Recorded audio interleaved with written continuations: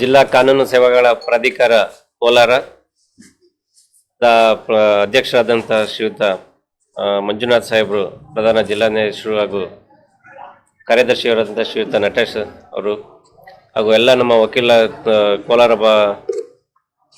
ವಕೀಲರ ಸಂಘದ ಅಧ್ಯಕ್ಷರು, ಕಮಿಟಿ ಸದಸ್ಯರುಗಳು, ಎಲ್ಲ ವಕೀಲರುಗಳ ತುಂಬು ಸಹಕಾರದಿಂದ ಇವತ್ತಿನ ದಿನ ನಾವು ನಮ್ಮ ಕೌಟುಂಬಿಕ ನ್ಯಾಯಾಲಯದಲ್ಲಿ 5 ಪ್ರಕರಣಗಳಲ್ಲಿ ತಮ್ಮ ವೈಮನಸ್ಸನ್ನು ಮರೆತು ಮತ್ತೆ ಜೀವನ ನಡೆಸಲಿಕ್ಕೆ ಒಂದಾಗಿದ್ದಾರೆ. ಅದೇ ರೀತಿ ಇನ್ನು ಉಳಿದ 15 ಪ್ರಕರಣಗಳು ಕೂಡ ಮುಕ್ತಾಯ ಆಗ್ತಾ ಇದೆ.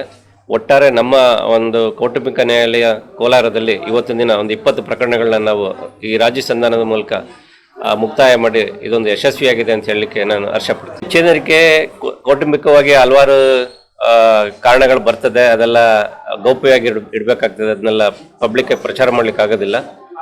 ಅನೇಕ ಕಾರಣಗಳು ಬರ್ತದೆ, ಎಲ್ಲ ಸರ್ವೇ ಸಾಮಾನ್ಯ ಇರ್ತದೆ. ಕೆಲವೊಂದು ವೈಮನಸ್ಸನ್ನ ಮರೆತು ಒಂದಾಗ್ತಾರೆ ಮಕ್ಕಳ ಭವಿಷ್ಯದಿಂದ. ಇನ್ನ ಕೆಲವೊಂದು ಪ್ರಕರಣಗಳಲ್ಲಿ ಅದನ್ನ ಆಗದೇ ಇದ್ದಂಥ ಸಂದರ್ಭದಲ್ಲಿ ಅವರು ವಿಚ್ಛೇದನ ಪಡ್ಕೊಂಡು ಮುಂದಿನ ಜೀವನ ನಡೆಸಲಿಕ್ಕೆ ಅವರು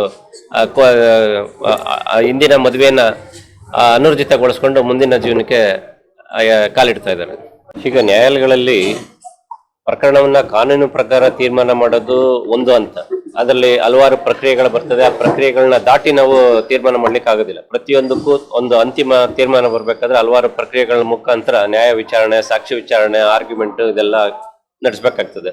ಅಂತಿಮವಾಗಿ ನಾವು ನ್ಯಾಯಾಧೀಶರು ಒಂದು ತೀರ್ಮಾನ ಕೊಟ್ಟರು ಕೂಡ ಅದು ಫೈನಲ್ ಆಗೋದಿಲ್ಲ. ಅದಕ್ಕೆ ಅಪಲೈಟ್ ಕೋರ್ಟ್ ಅಂತ ಹೈಕೋರ್ಟ್ ಆಗ್ಬೋದು, ಡಿಸ್ಟ್ರಿಕ್ಟ್ ಕೋರ್ಟ್ ಆಗ್ಬೋದು, ಸುಪ್ರೀಂ ಕೋರ್ಟ್ ತನಕನೂ ಹೋಗ್ತದೆ. ಆದರೆ ಈ ಅದಾಲತ್ನ ಒಂದು ಕಾರ್ಯಕ್ರಮದಲ್ಲಿ ನಾವು ಪ್ರಕರಣಗಳನ್ನ ರಾಜಿ ಮುಖಾಂತರ ಇತ್ಯರ್ಥ ಮಾಡ್ಕೊಂಡ್ರೆ ಇಲ್ಲಿ ಕಾನೂನನ್ನ ಬದಿಗೊತ್ತಿ ಕಾನೂನನ್ನ ಬಿಟ್ಟು ಮಾಡ್ಕೊಳ್ಳಿಕ್ಕೆ ಆಗೋದಿಲ್ಲ. ಆದರೆ ಕಾನೂನಿಗೆ ಅನುಸಾರವಾಗಿ ಮಾನವೀಯ ಮೌಲ್ಯಗಳಿಗೆ, ಸಂಬಂಧಗಳಿಗೆ ಬೆಲೆ ಕೊಟ್ಟು ಇಲ್ಲಿ ಏನು ಈಗ ಆಲ್ರೆಡಿ ಅಧ್ಯಕ್ಷ ಹೇಳ್ದಂಗೆ ಮಾಡ್ತಾ ಇದ್ವಿ, ಸಮ ಅನ್ನೋದ್ ಬದಲು ಒಂದು ಸ್ವಲ್ಪ ಹಿಂದೆ ಮುಂದೆ ಈಗ ಈ ಪ್ರಕರಣಗಳು ಏನಾಗ್ತದೆ ಅಂದ್ರೆ ವಿನ್ ವಿನ್ ಸಿಚುಯೇಷನ್ ಅಂತೀವಿ. ಇಬ್ರಿಗೂ ಗೆಲುವು ಬರ್ತದೆ, ಸಂಬಂಧನ ಉಳ್ಕೊಳ್ತದೆ, ಅವ್ರಿಗೇನು ಹಕ್ಕಿತ್ತು ಅದು ಪುನರ್ ಪ್ರತಿಷ್ಠಾಪನೆ ಆಗ್ತದೆ. ಮತ್ತೆ ಇದಕ್ಕೆ ಅಪೀಲ್ಗಳು ಇರೋದಿಲ್ಲ. ನಾಳೆ ಯಾವುದೇ ನ್ಯಾಯಾಲಯಗಳಲ್ಲಿ ಇದನ್ನ ಅಪೀಲ್ ಚಾಲೆಂಜ್ ಮಾಡ್ಲಿಕ್ಕೆ ಬರೋದಿಲ್ಲ. ಈ ಕಾರಣದಿಂದ ಅವ್ರಿಗೆ ಹಣ, ಆಯಸ್ಸು, ಸಮಯ ಇಷ್ಟು ಉಳಿತಾಯ ಆಗ್ತದೆ. ಇದೆಲ್ಲದಕ್ಕಿಂತ ಹೆಚ್ಚಿನದಾಗಿ ಅವರ ಸಂಬಂಧಗಳು ಉಳ್ಕೋತವೆ. ಅಣ್ಣ ತಮ್ಮಂದಿರಾಗಿರ್ತಾರೆ, ಗಂಡ ಹೆಂಡತಿಯರು, ಬೇರೆ ಇನ್ನ ನೆರೆಹೊರೆಯವರು, ಅವರು ಕೂಡ ಅವ್ರ ಸಂಬಂಧಗಳು ಸುಧಾರಿಸ್ತದೆ ಅನ್ನಲಿ. ಅದಾಲತ್ ಮಾಡೋ ಉದ್ದೇಶ, ಒಂದು ಘನ ಉದ್ದೇಶ ಏನಂದ್ರೆ ಮನೆ ಬಾಗಿಲಿಗೆ ನ್ಯಾಯ ಅನ್ನುವಂಥದ್ದು.